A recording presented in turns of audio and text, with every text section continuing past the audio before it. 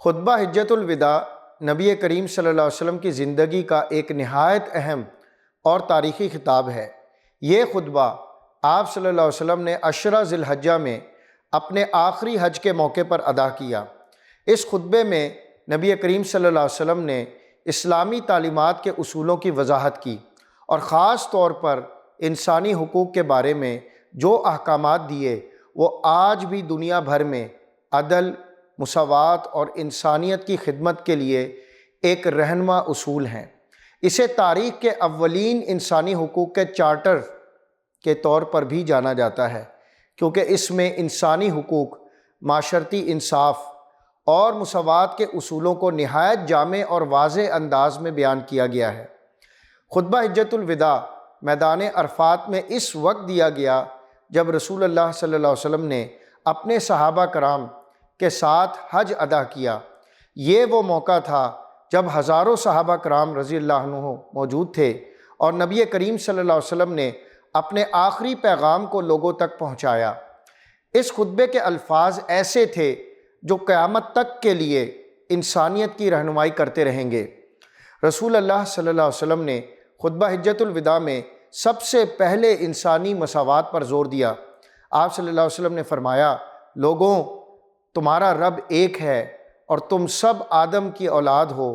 کسی عربی کو اجمی پر اور کسی اجمی کو عربی پر کوئی فضیلت نہیں، نہ کسی گورے کو کالے پر اور نہ ہی کالے کو گورے پر کوئی فضیلت حاصل ہے۔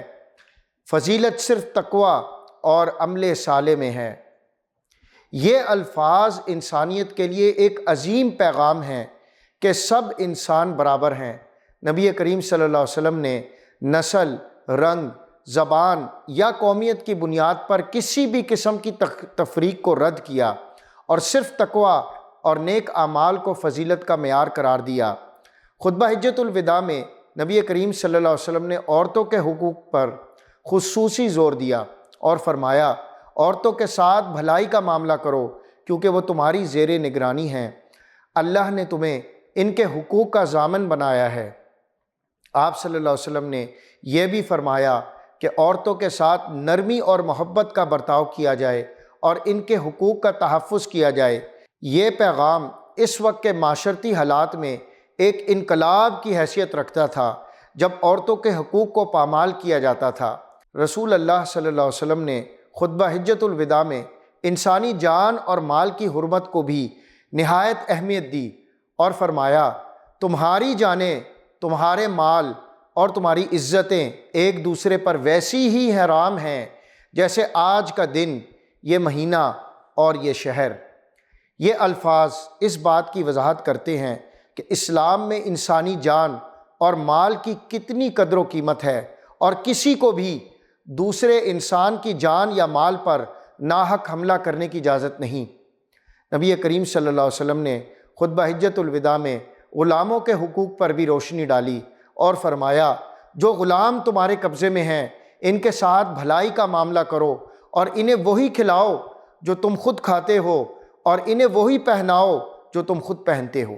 یہ الفاظ غلاموں کے ساتھ حسن سلوک اور ان کے حقوق کی حفاظت کے لیے ایک عظیم اصول ہیں جو اس وقت کے معاشرتی نظام میں غلاموں کے حقوق کو نظر انداز کرنے کے رواج کے خلاف تھے۔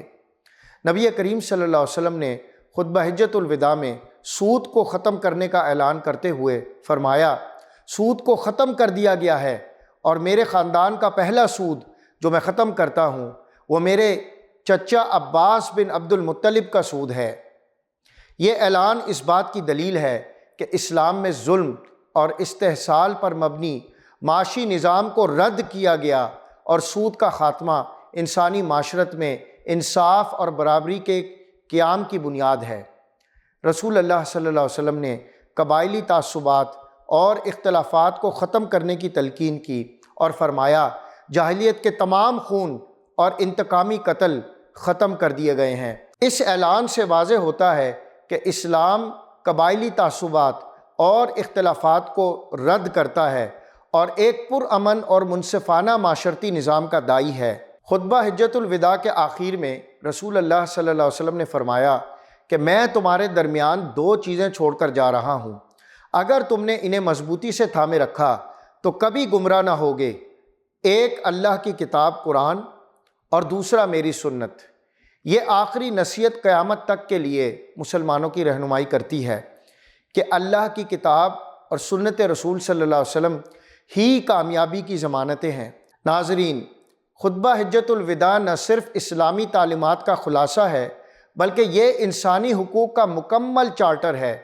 اس میں مساوات، انصاف، عزت، حقوق نسواں، معاشرتی عدل اور معیشت کی اصلاحات کے اصول وضع کیے گئے ہیں۔ یہ پیغام قیامت تک کے لیے انسانیت کی رہنمائی کرتا رہے گا۔ اللہ تعالی ہمیں خطبہ حجۃ الوداع کے پیغام کو سمجھنے اور اس پر عمل کرنے کی توفیق عطا فرمائے۔ آمین یا رب العالمین۔